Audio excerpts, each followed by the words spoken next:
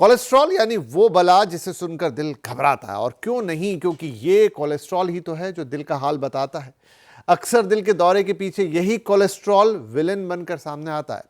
तो कहा जाता है कि 40 की उम्र के बाद कोलेस्ट्रॉल पर नजर रखनी चाहिए, लेकिन कोलेस्ट्रॉल को लेकर अब नई गाइडलाइंस आई हैं और वो ये कह रही हैं कि 20 की उम्र से ही अब कोलेस्ट्रॉल पर नजर रखनी होगी। क्यों भाई?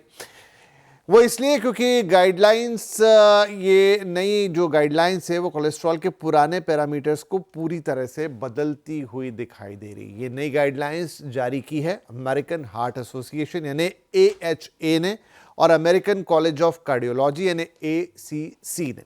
दुनिया भर में हर साल सबसे ज्यादा मौतें कार्डियोवैस्कुलर डिसीजेज यानी CVD के कारण होती है। नंबर बताते हैं कि ये CVD 12 महीने में 2 करोड़ से ज्यादा लोगों की जान ले लेती है। और बढ़ा हुआ कोलेस्ट्रॉल कार्डियोवैस्कुलर डिजीजेस की बड़ी वजह है, हम सब जानते हैं। इसीलिए कोलेस्ट्रॉल पर आई नई गाइडलाइंस को समझना बेहद जरूरी है। और सबसे पहले समझते हैं कि कोलेस्ट्रॉल क्या है और हमारे शरीर में ये आखिर काम क्या करता है।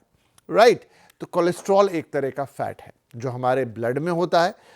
वैसे तो ये हमारे शरीर में एक जटिल प्रक्रिया का हिस्सा होता है, लेकिन आमतौर पर इसके 2 टाइप होते हैं। लेकिन आप कहेंगे कि पहले ये तो बताइए कि फैट है तो फिर सॉल्यूबल क्यों नहीं है? जी हाँ, बहुत सारे फैट्स हमारे शरीर में ऐसे होते हैं जो ब्लड सॉल्यूबल होते हैं, यानी कि घुल जाते हैं ब्लड के अंदर।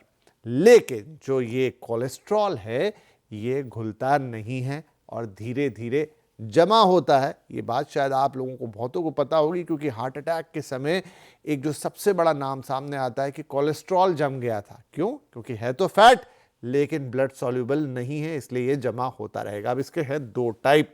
खास तौर पे LDL की बात होती है, यानी कि लो डेंसिटी लिपोप्रोटीन, जिसे हम बैड कोलेस्ट्रॉल के नाम से भी जानते हैं, और HDL यानी हाई डेंसिटी लिपोप्रोटीन, जिसे हम गुड कोलेस्ट्रॉल कहते हैं। तो कोलेस्ट्रॉल भी अच्छा और बुरा दोनों आपके शरीर में है। कोलेस्ट्रॉल बॉडी सेल्स की वॉल्स बनाने में मदद करता है।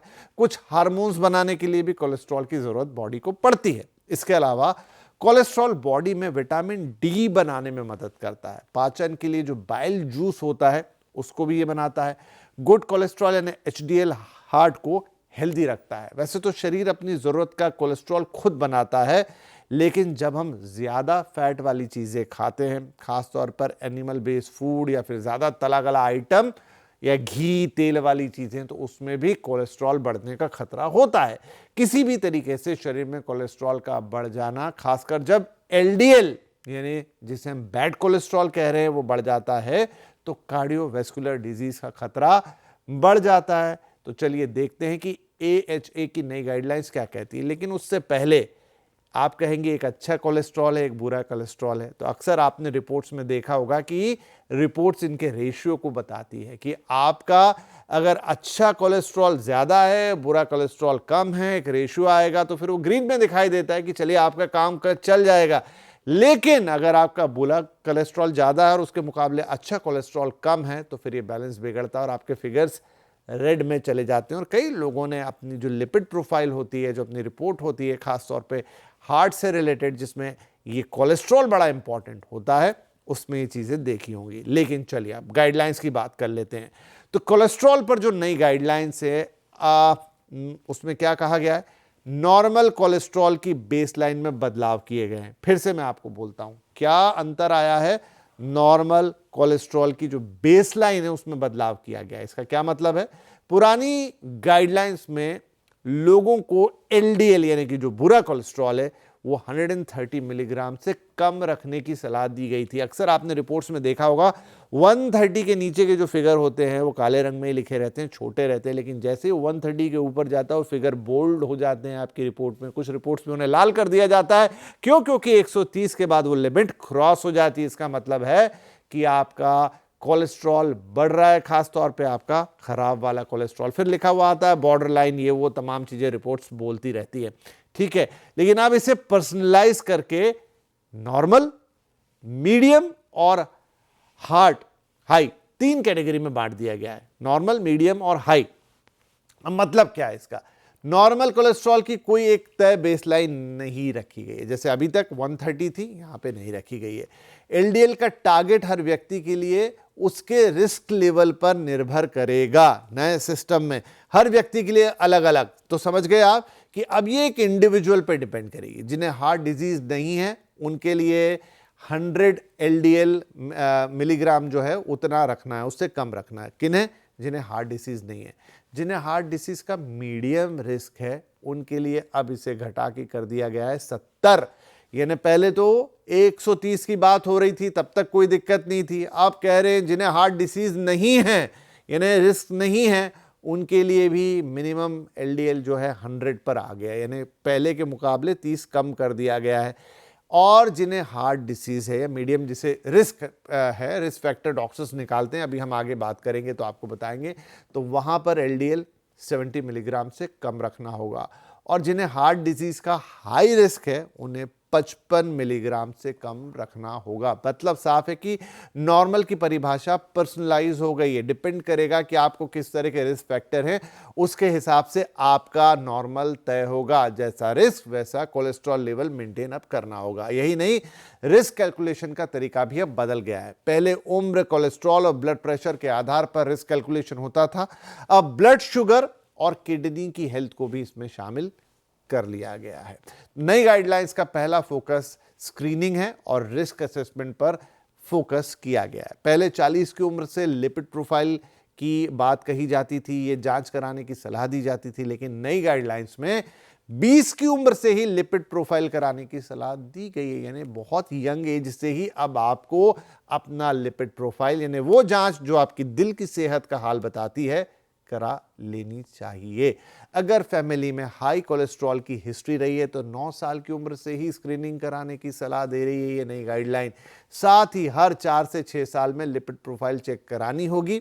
इसके साथ इन्फ्लेमेशन यानी धमनियों में सूजन जो आ जाती है और कैल्शियम स्कैन भी जरूरी बताया गया है। रिस्क असेसमेंट में सिर्फ LDL नहीं बल्कि BP, डायबिटीज और स्मोकिंग को भी ध्यान में रखा जाएगा। पहले शॉर्ट टर्म यानी 10 साल का रिस्क देखा जाता था, लेकिन अब लॉन्ग टर्म यानी 10 से 30 साल का रिस्क कैलकुलेशन करना होगा। राइट? तो नई गाइडलाइंस का मुख्य फोकस LDL कोलेस्ट्रॉल को कंट्रोल में रखने पर है। इसमें कहा गया है कि अगर LDL 190 मिलीग्राम या उससे ज्यादा है तो तुरंत हाई इंटेंसिटी स्टेटिन लेनी चाहिए, और अगर हार्ट डिजीज है तो रिस्क बढ़ जाता है। इसलिए LDL 70 मिलीग्राम से कम मेंटेन करना पड़ेगा, ये नई गाइडलाइन कह रही है। 130 वाले फिगर से अब काम नहीं चलेगा।